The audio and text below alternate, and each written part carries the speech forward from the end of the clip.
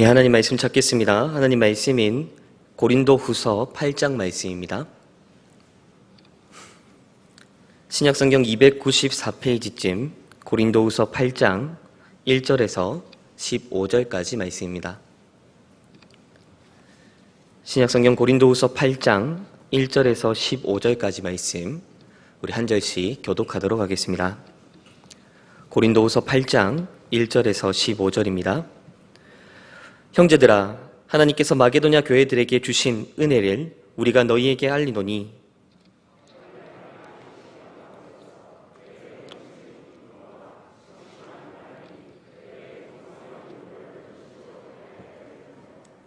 내가 증언하노니 그들이 힘대로 할 뿐 아니라 힘에 지나도록 자원하여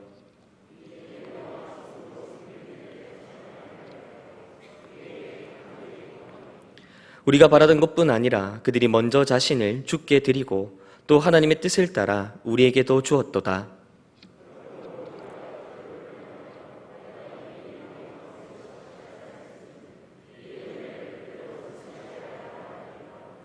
오직 너희는 믿음과 말과 지식과 모든 간절함과 우리를 사랑하는 이 모든 일에 풍성한 것 같이 이 은혜에도 풍성하게 할지니라.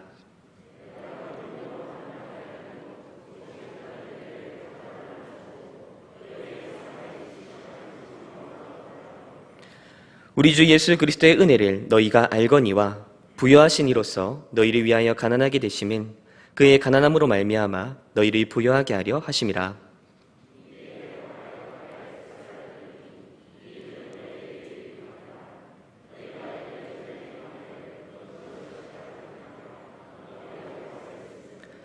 이제는 하던 일을 성취할지니 마음에 원하던 것과 같이 완성하되 있는 대로 하라.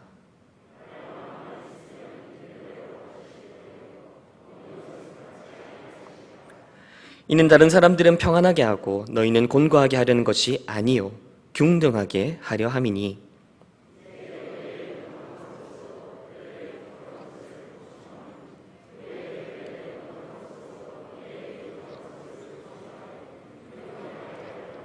함께 읽겠습니다. 기록된 것 같이 많이 거둔 자도 남지 아니하였고 적게 거둔 자도 모자라지 아니하였느니라. 아멘. 오늘 하이델베르크 교리문답 110문 그리고 111문을 통해서 십계명의 제8번째 계명 도둑질하지 말라라고 하는 계명에 대해서 함께 상고하겠습니다. 십계명은 크게 두 부분으로 구분이 됩니다. 먼저 1에서 4계명은 하나님에 관한 계명이고요. 5에서 10계명은 이웃에 관한 계명입니다. 그런데 이 십계명을 구분하는 또 한 가지 방법이 있습니다. 그것은 무엇을 하라라고 하는 요구의 명령과 무엇을 하지 말라라고 하는 금지의 명령으로 구분을 하는 것입니다. 예를 들어 1계명 나 외에는 다른 신들을 너에게 두지 말라라고 하는 이 계명은 무엇 하지 말라라고 하는 금지의 명령입니다. 반면에 5계명 내 부모를 공경하라라고 하는 이 계명은 요구의 명령이라고 할 수 있지요. 그러나 우리가 기억해야 할 것은 금지 명령이라고 해서는 안 되는 것에 대해서만 말하고 있는 것이 아니고 요구 명령이라고 해서 무엇을 해야 되는 것에 대해서만 다루고 있는 것은 아니라는 것입니다. 우리는 금지 명령에서도 우리가 해야 할 바를 발견할 수 있어야 되고 반대로 요구 명령에서도 우리가 하지 말아야 될 바를 읽어낼 수 있어야 합니다. 너는 나 외에는 다른 신들을 너에게 두지 말라라고 하는 이 금지 명령으로부터 우리는 우리의 마음을 다하고 목숨을 다하고 뜻을 다하여 하나님을 사랑하라라고 하는 이 계명 역시도 읽어낼 수 있어야 합니다. 안식일을 기억하여 거룩하게 지키라라고 하는 이 요구 명령으로부터 우리는 안식일에 합당하지 못한 모든 일들을 금지하라라고 하는 그 내용도 함께 볼 수 있어야 합니다. 이것은 오늘 우리가 살펴볼 8계명 말씀도 마찬가지인데요. 그래서 하이델베르크 교리문답 110문과 111문은 각각 이렇게 질문을 합니다. 우리 하이델베르크 교리문답 110문, 111문의 질문을 보시면 이렇게 되어 있는데 우리 함께 읽어보겠습니다. 110문입니다. 제8계명에서 하나님께서 금하신 것은 무엇입니까? 이어서 111문입니다. 이 계명에서 하나님께서 원하시는 것은 무엇입니까? 이렇게 하이델베르크 교리문답은 도둑질하지 말라라고 하는 이 금지 명령으로부터 우리가 하지 말아야 될 것과 동시에 우리가 해야 될 것 모두를 볼 수 있어야 된다. 그렇게 말을 합니다. 무엇인가를 하지 않는 소극적인 명령뿐만 아니라 무엇을 해야 되는지 적극적인 것도 함께 살필 수 있어야 된다는 것이죠. 그렇다면 우선 8계명이 우리에게 무엇을 금지하고 있는지에 대해서 살펴보겠습니다. 8계명이 금지하는 바에 대해 하이델베르크 교리문답 110문은 이렇게 말을 합니다. 제가 질문을 읽으면 여러분이 답을 읽어주시기 부탁드리겠습니다. 제8계명에서 하나님께서 금하신 것은 무엇입니까?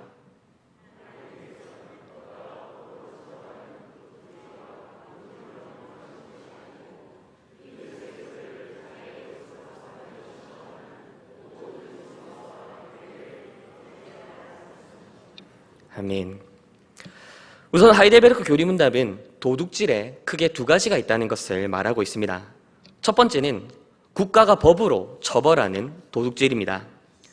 우리나라 법체계로 따져보자면 민법과 형사법에서 의거하여 절도죄에 해당하는 모든 행위를 바로 도둑질이라고 얘기하는 것이죠. 국가에서 법을 통해 금지하는 이 도둑질, 이 절도죄에 대해 당연히 8계명도 금지를 합니다.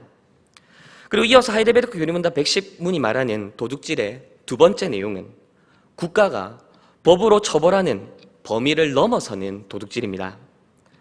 8계명이 다루는 내용은 단순히 특정 국가의 어떤 법 테두리 안에만 머무르지 않지요. 8계명이 금하는 도둑질은 법 조문 안으로 제한받지 않습니다. 비록 국가가 법으로 금지하는 바가 아니라 하더라도 우리는 부당하게 이웃의 소유를 빼앗는 일이 발생할 수 있다. 그렇게 말을 하고 있습니다. 그래서 방금 읽었던 110문의 답, 그 뒤에 하이델베르크 교리문답 110문은 이렇게 말을 하고 있습니다. 이런 것들은 폭력으로 혹은 합법성을 가장하고 일어날 수 있습니다. 많은 사람들이 도둑질이라고 하면 절도, 사기, 횡령, 보이스피싱 등과 같이 불법적인 일들만 떠올리는 경우가 많습니다. 법으로 금해 놓은 방법으로 금품을 갈취하는 것, 다른 사람의 소유를 빼앗는 것, 바로 그것을 도둑질이라고 말을 하지요. 그러나 성경은 합법성을 지닌 도둑질도 있다라고 말을 해줍니다. 합법성을 지닌 도둑질, 참 웃긴 표현인데 도둑질은 불법인데 어떻게 그것이 합법적일 수 있을까요? 하지만 우리가 조금만 생각해보면 이 합법성을 띈 도둑질이 결코 우리와 멀리 떨어져 있지 않다는 것을 우리는 알 수 있습니다. 가장 대표적인 것이 로펌과 그곳에 속한 변호사들이 하는 일들인 것 같습니다. 모든 법률사무소, 모든 법무법인이 다 그렇지는 않겠지만 이 시대의 많은 변호사들이 하는 역할은 더 이상 법적 정의를 구현하는 것이 아닙니다. 이 시대의 변호사들이 하는 많은 역할 중에 하나는 법률과 법 조문에 의거하여 의뢰인의 이익과 권한을 보호하고 찾아주는 것이죠. 물론 개인과 단체의 정당한 이익과 권한을 보장해 주는 것은 참으로 바람직한 일입니다. 하지만 변호사들이 하는 일이 언제나 법적으로 그리고 동시에 도덕적으로 모두 합당한 그런 이익과 권한을 보호해 주는 것은 아닙니다. 많은 경우 그들은 도덕적으로는 부당하지만 법률적으로는 합법적인 이익과 권한을 보호하는 경우가 많습니다. 그리고 많은 사람들이 바로 이런 변호사들 덕분에 부당한 이익을 합법적인 방법으로 보호받고 권한을 찾습니다. 이런 모습과 행태에 대해 세상법은 도둑질이라고 말을 할 수 없습니다. 법률에 의거하여 합법적으로 인정받은 이익과 권한이기 때문이죠. 하지만 성경과 교리문답은 그것도 도둑질이다 말을 합니다. 바로 합법성을 지닌 도둑질이라고 말을 하지요. 변호사를 통해 부당한 이익을 보장받는 자도 도둑질하는 자요. 그렇게 법률을 이용해 의뢰인의 부당한 이익을 보장해주고 수임료를 받는 자도 모두 도둑질한 자다. 그렇게 말을 합니다. 그리고 이런 합법성을 지닌 도둑질은 단순히 직접 법률을 다루거나 이용하는 사람들에게만 찾아볼 수 있는 모습이 아닙니다. 이것 외에도 합법성을 지닌 도둑질은 우리 주변에서 아주 흔하게 일어나고 있는데요. 복권, 도박, 그리고 조금 조심스럽지만 주식이 바로 그렇습니다. 우선 복권에 대해서 생각해 봅시다. 현대에 이르러 복권 사업은 상당 부분 많이 발전했습니다. 사람들이 복권을 구매하는 그 돈을 이제는 복권 기금이라 말을 하지요. 이 기금을 통해서 장학 사업도 하고 청소년 복지 사업도 하고 미취업 청년들을 지원하기도 하고 저소득층의 안정 사업도 하고 재난적 의료 지원 등의 다양한 복지 사업을 복권단체에서 그렇게 펼쳐 나가고 있습니다. 이렇게만 보면 복권 사업은 이제는 합법을 넘어서 매우 사회에 긍정적인 요소들을 끼치는 것처럼 보입니다. 그럼에도 불구하고 복권은 매우 큰 문제점을 하나 지니고 있는데 그것은 사람들에게 요행을 기대하게 만들고 노동의 가치를 터부시하게 만들며 일확천금을 기대하도록 만든다는 것입니다. 그렇게 사람들에게 불로소득을 정당화하도록 만드는 가장 대표적인 형태가 복권을 사는 것이죠. 이어서 도박과 주식에 대해서 생각해 봅시다. 아마 많은 분들이 어떻게 도박과 주식을 한데 묶어 이야기할 수 있느냐, 그렇게 기분 나쁘게 들으실지도 모르겠습니다. 맞습니다. 도박과 주식은 똑같이 볼 수는 없지요. 저 또한 그렇게 생각합니다. 더 나아가서 모든 주식 활동이 다 부정적이라고 생각할 것도 없습니다. 그럼에도 불구하고 도박과 주식은 여러 가지 면에 있어서 공통점을 지니고 있습니다. 우선 도박과 주식은 모두 기본적인 자본금이 필요합니다. 내가 투자하는 것에 비례하여 그만큼 보상을 얻을 수 있죠. 금액이 적으면 적은 만큼, 많으면 많은 만큼 잃거나 얻는 것이 바로 주식과 도박의 공통점입니다. 이어서 도박과 주식의 공통점은 내가 얻는 만큼 반드시 잃는 사람이 존재한다는 사실입니다. 다르게 말하면 다른 사람이 잃는 만큼 내가 벌 수 있다는 것이지요.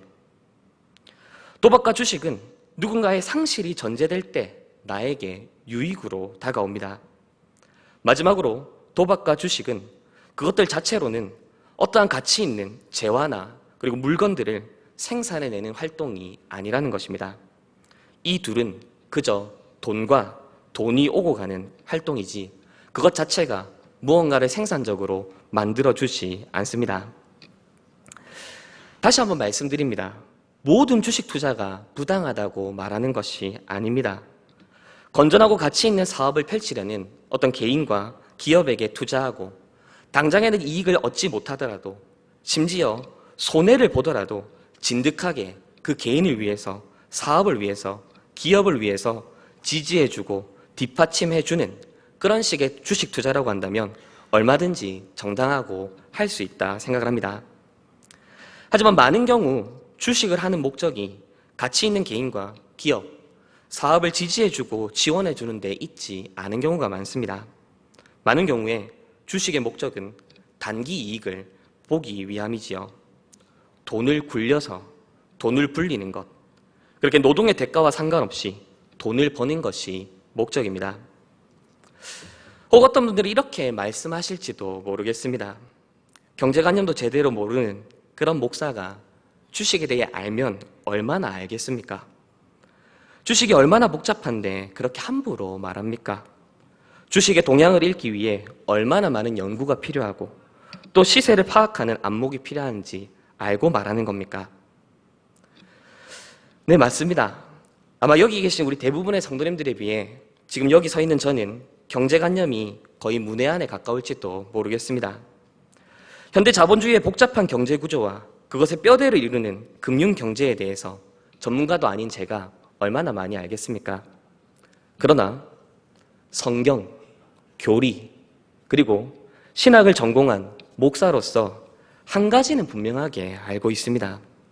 그것은 사람의 죄성이 무엇인지, 그 죄성이 어떠한 모양으로 발현되는지에만큼은 여기 계신 사람들 못지않게 분명히 알고 있습니다. 모든 주식 활동이 다 잘못된 것은 아닙니다. 그러나 모든 주식 활동이 정당하기만 한 것도 아닙니다. 주식을 하는 모든 사람의 동기가 다 잘못된 것은 아닙니다. 그러나 주식을 하는 모든 사람들의 동기가 다 정당하기만 한 것도 아닙니다. 내가 어느 만큼 타인이 잃을 수밖에 없는 이 구조 속에서 우리는 합법성을 지닌 도둑질이라고 하는 이 8계명이 금지하는 요소가 있을 수 있음을 우리는 분명하게 읽어낼 수 있어야 합니다. 지금까지 우리는 8계명과 관련하여 크게 두 가지를 살펴보았습니다. 첫 번째 내용은 국가가 법으로 정한 도둑질, 즉 불법한 도둑질에 대한 것이었고, 두 번째는 합법성을 지닌 도둑질에 관한 것이었습니다. 이때 합법성을 지닌 도둑질에 대해서 조금 더 길게 다룬 이유는 불법한 도둑질보다는 합법성을 지닌 도둑질이 우리 주변에서 훨씬 더 많이 자행되고 있기 때문이지요. 자, 그런데 여기서 끝이 아닙니다. 하이델베르크 교리문답 110문을 보시면 하나님께서 8계명을 통해 또 한 가지 금지하는 사실이 기록되어 있는데요. 우리 하이델베르크 교리문답 110문답 뒷부분을 같이 한번 읽어보겠습니다. 같이 읽겠습니다. 또한 하나님의 선물들이 조금이라도 잘못 사용되거나 낭비되는 것을 금하십니다. 하나님께서 8계명을 통해 금지하시는 세 번째 내용, 그것은 하나님께서 주신 선물을 잘못 사용하거나 낭비하는 것입니다. 그렇다면 이때 잘못 사용하는 것의 그 내용은 무엇일까요? 여러 가지가 있겠지만 우리 한 가지의 예를 들어보겠습니다. 우선 예를 들기에 앞서서 한 가지 생각해 보면 좋겠는데요. 8계명이 다루는 이 도둑질은 아무래도 돈, 물질, 재물과 관련이 있는 계명이지요. 근데 저는 이전에 1계명을 다루면서도 돈에 관해서 말씀을 드린 적이 있었습니다. 1계명에서도 돈을 다루었고 지금 8계명에서도 돈의 문제를 다루고 있습니다. 그렇다면 1계명과 8계명의 차이는 무엇일까요? 1계명과 8계명의 차이, 그것은 이 돈을 무엇보다 더 사랑하는가, 누구보다 더 사랑하는가의 문제로 갈라질 수 있겠습니다. 돈을 하나님보다 더 사랑하는 것, 이것은 1계명을 어기는 것입니다. 그렇다면 돈과 물질, 그리고 나의 이익을 무엇보다 더 사랑하는 것이 8계명을 어기는 것이겠습니까?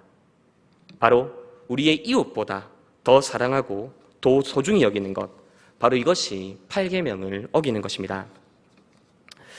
바로 이런 맥락에서 우리가 조심스럽게 접근할 문제가 하나 있다 생각합니다. 바로 반려동물에 관한 것입니다. 몇 년 전에 아주 황당한 기사를 읽었습니다. 미국의 어떤 사람이 죽으면서 자기 반려견에게 무려 500만 달러를 상속해 주었다는 기사였습니다. 당시 환율로 약 55억에 해당하는 돈이었는데요. 진짜 개팔자가 상팔자다라는 이 표현이 딱 들어맞는 그런 기사였던 것 같습니다. 생각해보면 죽으면서 개에게 55억이나 물려줄 만한 그런 주인이었다면 이 주인이 살아있을 때에 이 개에게, 이 반려동물에게 얼마나 지극정성으로 대했겠습니까? 개에게 유산을 상속해줄 만큼 귀하게 여긴 주인이라면 아마 살아있을 때에는 훨씬 더 지극정성으로 이 반려동물을 돌봤겠지요. 자, 그런데 지금 이 이야기가 너무 극단적일지는 모르겠지만 우리가 한 개 짚고 넘어가야 될 부분이 있습니다. 많은 사람들이 반려동물을 기르는 이유는 무엇일까요? 다양한 이유가 있겠지만 핵심은 나의 유익과 만족을 위해서입니다. 생명을 기르는 일이만큼 수고롭고 정성도 들이고 손도 많이 가고 이런저런 불편들을 감수해야 되겠지만 결국 그런 수고와 정성 그리고 지출을 감당한 만큼 그 개를, 고양이를 여타 다른 동물들을 사랑하고 소중히 여기고 우리는 거기서 만족감을 느끼지요. 그리고 이렇게 반려동물을 키우는 데는 반드시 비용이 들어갑니다. 특히 반려동물 시장이 크게 형성된 이 시대에 반려동물에게 마치 예전에 우리가 강아지와 고양이를 키우듯이 먹다 남은 밥과 반찬을 먹이는 것은 이제는 상상할 수도 없는 일이지요. 당장 반려동물 전용 사료를 사용하지 않으면 강아지와 고양이의 그런 몸과 대변에서 나는 냄새부터 다르다는 이야기를 들었습니다. 예방접종은 기본이고 중성화도 시키고 등등. 최근에 아는 분의 장례식 때문에 밤에 운전을 해서 경남 쪽으로 운전을 해서 지나가게 된 일이 있었습니다. 그런데 가는 길에 고속도로에서 보일 만큼 아주 크고 화려한 장례식장이 있었습니다. 그런데 그 장례식장 앞에 이런 문구가 적혀 있더군요. 반려동물 전문 장례식장. 반려동물을 기르는 것 자체가 잘못은 아닙니다. 그리고 반려동물을 기르기 위해 적당한 지출을 하는 것도 반대할 생각 없습니다. 하지만 우리가 생각해 봐야 할 것이 있습니다. 그것은 반려동물이 아무리 소중하다 하더라도, 그리고 가족처럼 느껴진다 하더라도 동물은 결코 가족이 될 수 없습니다. 더 나아가서 반려동물이 아무리 나와 부대끼며 가족처럼 친밀하게 지낸다 하더라도 그 강아지, 그 고양이, 그 동물은 나와 일면식도 없는 노숙자 한 사람보다 나에게 소중한 사람이어서는 안 됩니다. 강아지, 고양이를 향해 아이고 내 새끼, 아이고 내 자식이라고 부르며 친밀감을 표현한다 하더라도 얼굴도 이름도 잘 모르는 교우 한 사람보다 더 존귀히 여겨서는 안 됩니다. 반려동물을 기르는 것 괜찮습니다. 또 반려동물을 기르면서 지출을 감행하는 것 역시 나쁘지 않습니다. 그러나 내 반려동물에게 지출하는 그 비용만큼 혹은 그 이상을 나의 이웃, 나의 형제, 나의 자매, 내 교회 안에 있는 지체들을 위해 사용하지 않는다면 그것은 하나님께서 우리에게 주신 것을 잘못 사용하고 낭비하는 것입니다. 강아지가 아무리 가족같이 여겨진다 하더라도 강아지가 사람보다 소중할 수 없습니다. 고양이가 아무리 귀엽고 말귀를 알아듣는다 느껴진다 하더라도 하나님의 형상으로 지음받은 사람보다 존귀하게 여겨져서는 안 됩니다. 강아지나 고양이, 여타 다른 반려동물들이 나를 통해 얻는 혜택과 그 유익이 나의 이웃이 나를 통해 누리는 유익과 혜택보다 우위에 있어서는 안 됩니다. 그리고 이 반려동물의 자리에 우리가 소중히 여기는 다른 것들을 넣어볼 수 있겠습니다. 자동차, 자전거, 신발, 명품, 액세서리, 전자제품, 우리의 레저, 스포츠, 취미생활 등 만약 이런 것들에 대한 지불과 그 소비가 내가 다른 이들을 위해 베풀고 나누는 것보다 더 많다고 한다면 우리는 하나님께서 우리에게 주신 것을 잘못 사용하고 낭비하는 것입니다.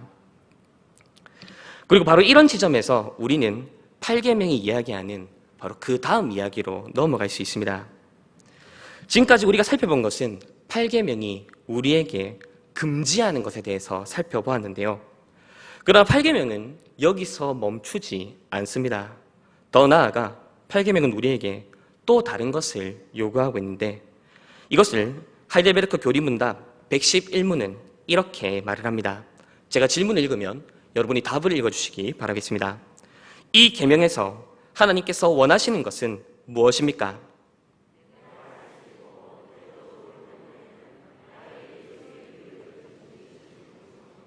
아멘. 앞서 살펴본 바와 같이 하나님께서 우리에게 주신 10가지 계명은 모두 소극적인 측면과 적극적인 측면이 함께 있습니다. 8계명은 우리에게 도둑질을 금지할 뿐만 아니라 거기서 한 걸음 더 나아가라 명합니다.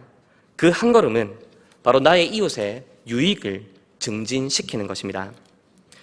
하나님께서는 우리가 단순히 도둑질을 그치는 것에 머무르지 않고 더 나아가 우리 이웃의 유익을 위해 힘쓰고 나누며 베풀고 섬기기를 원하십니다. 자, 그러면 나의 이웃의 유익을 증진시키기 위해 이것의 기준을 우리는 무엇으로 삼을 수 있을까요? 우리는 우리가 가진 것을 얼마나 많이, 얼마나 자주, 얼마만큼 나누고 베풀어야 되겠습니까? 바로 이것에 대해 교리문답 111문 뒤에서 이렇게 말을 하는데요. 우리 다시 한번 111문을 읽어보도록 하겠습니다. 제가 질문 읽겠습니까? 이 계명에서 하나님께서 원하시는 것은 무엇입니까?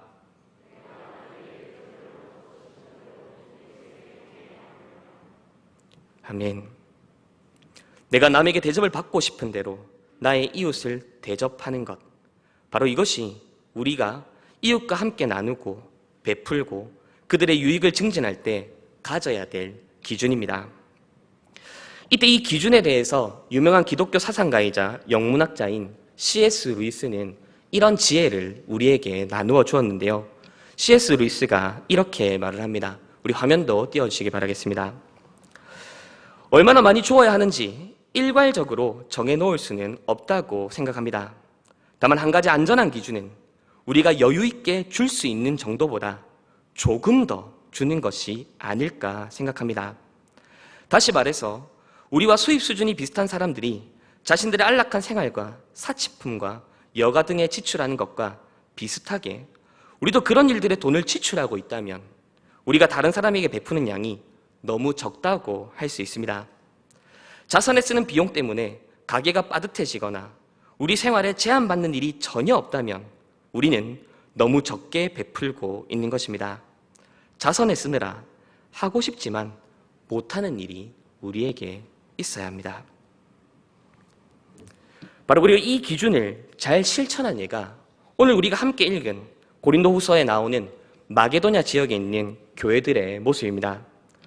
본문에서 바울 사도는 고린도 교회 성도들을 향해 마게도냐 교회 성도들이 보여준 자선에 관해서 소개하고 있습니다.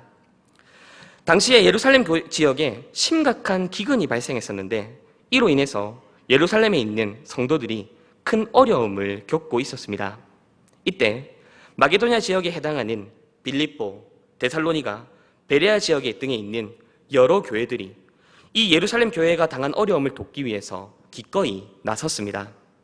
이때 마게도냐 지역에 있던 교회들이 보여준 자선과 구제의 태도가 어떠합니까? 오늘 본문 3절에서 5절 말씀인데요. 우리 같이 한번 읽어보겠습니다. 고린도후서 8장 3절에서 5절입니다. 내가 증언하노니 그들이 힘대로 할 뿐 아니라 힘에 지나도록 자원하여 이 은혜와 성도 섬기는 일에 참여함에 대하여 우리가 간절히 구하니 우리가 바라던 것뿐 아니라 그들이 먼저 자신을 주께 드리고 또 하나님의 뜻을 따라 우리에게 주었도다. 아멘. 여기서 힘대로 할 뿐 아니라 힘에 지나도록 자원하여, 바로 이것이 마게도냐 지역 교회가 보여준 예루살렘 교회를 돕기 위한 모습과 태도였습니다. 마게도냐 지역 교회들은 예루살렘 교회와 성도들을 돕는 그 과정에서 자신들이 그저 여유가 있어서 도운 것이 아니었습니다. 그들은 마게도냐 지역에 있던 이 교회들은 예루살렘 지역에 있는 교회들을 그리고 성도들을 돕기 위해서 힘대로 할 뿐 아니라 힘에 지나도록 자원하여 그들의 형편을 살피고 필요를 채우고 돕는 일에 나섰습니다. 자, 그러면 이 마게도냐 지역 교회들이 이렇게 할 수 있었던 근거는 무엇일까요? 무엇이 그들로 하여금 힘에 지나도록 자원하여 자선과 구제에 힘쓰도록 만든 것입니까? 오늘 본문 9절 말씀인데요.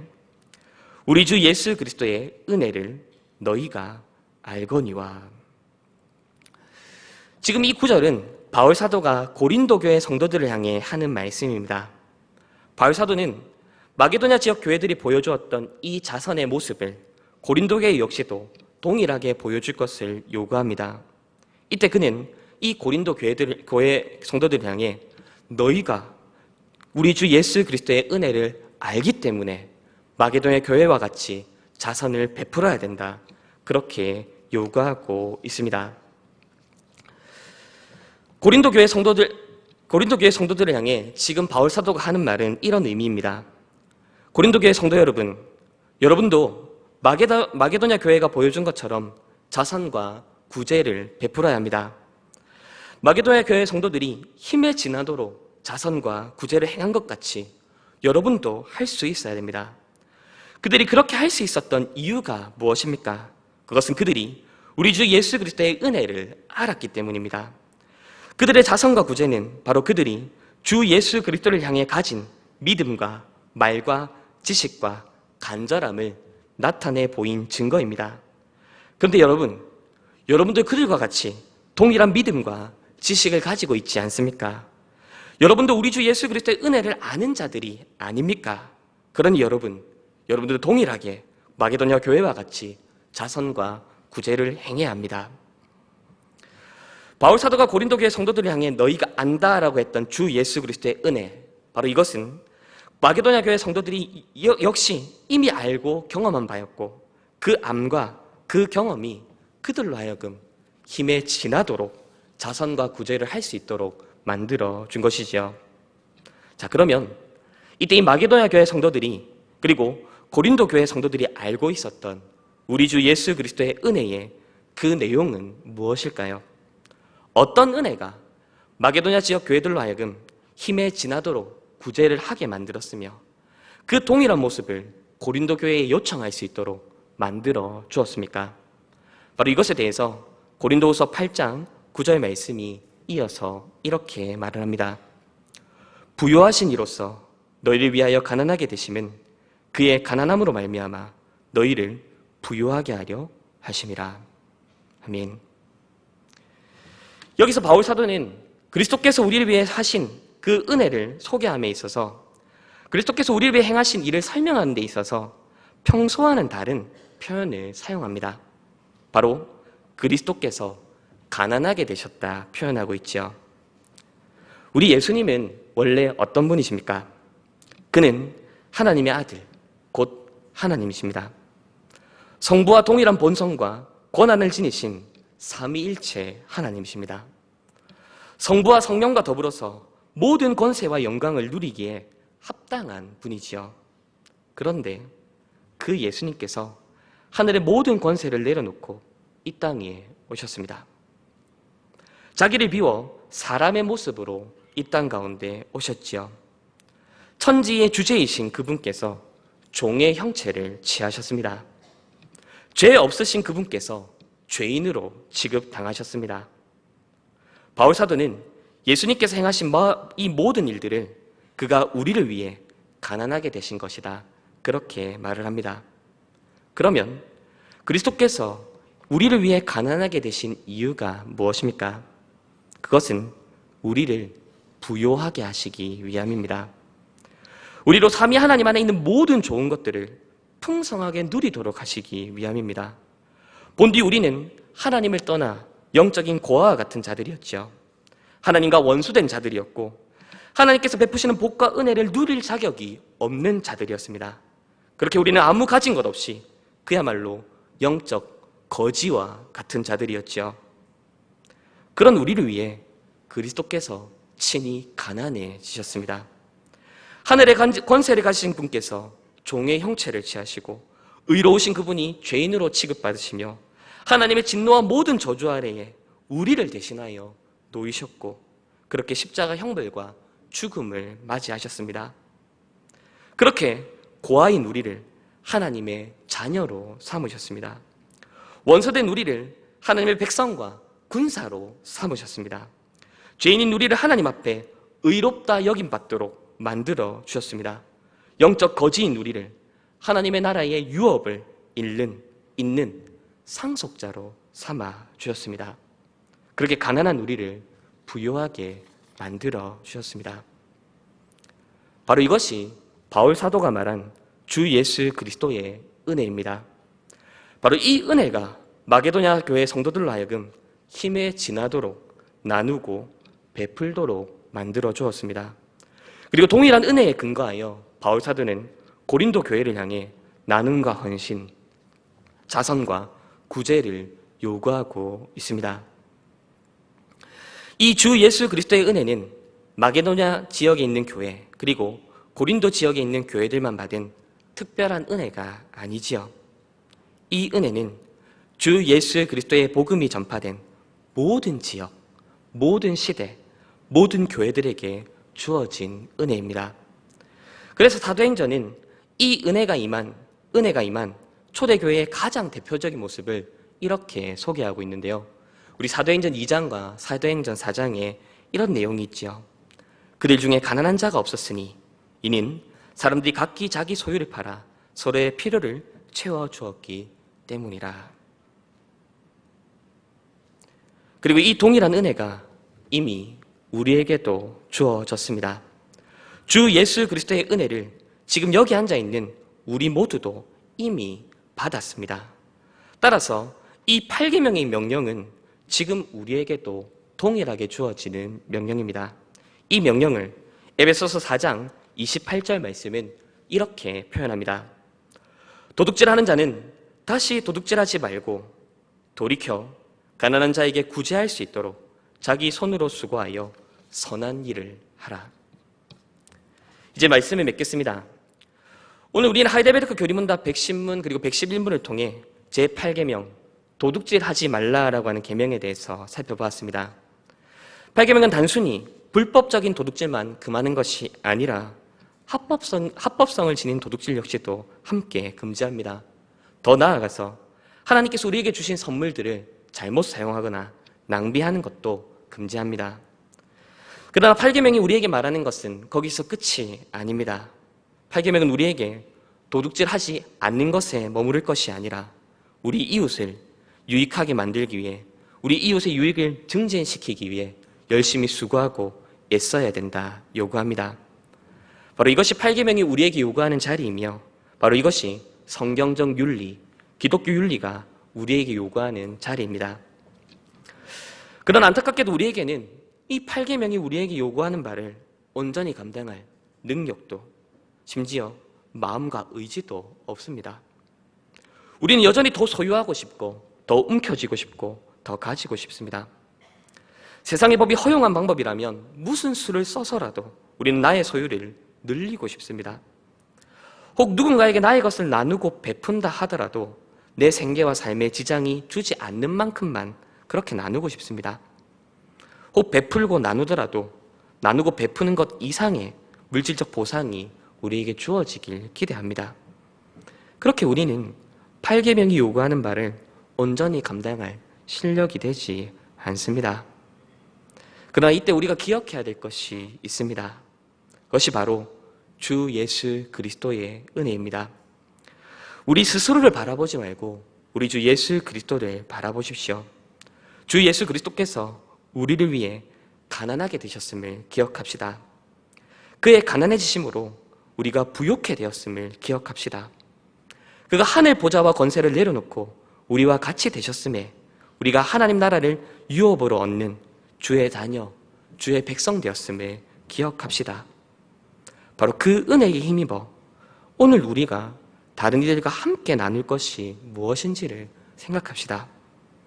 오늘 우리가 다른 이들과 함께 나눌 수 있는 것, 그게 돈이 되었든 시간이 되었든 관심이 되었든 재능이 되었든 마음이 되었든 그것들이 무엇인지를 떠올려보고 지금 당장 오늘 자원함과 기뻐하는 마음으로 그것들을 나누어 봅시다. 아무쪼록 부유하신 이로서 가난하게 되신 우리 주 예수 그리스도를 의지하는 가운데 다른 이들의 것을 부당하게 빼앗거나 소유하지 않는 우리가 됩시다. 더 나아가 그리스도의 가난해지심으로 우리를 부욕해 만드셨듯이 우리 또한 그리스도의 지체로서 함께 지체된 자들을 부욕해 하기 위해서 노력하는 우리가 됩시다.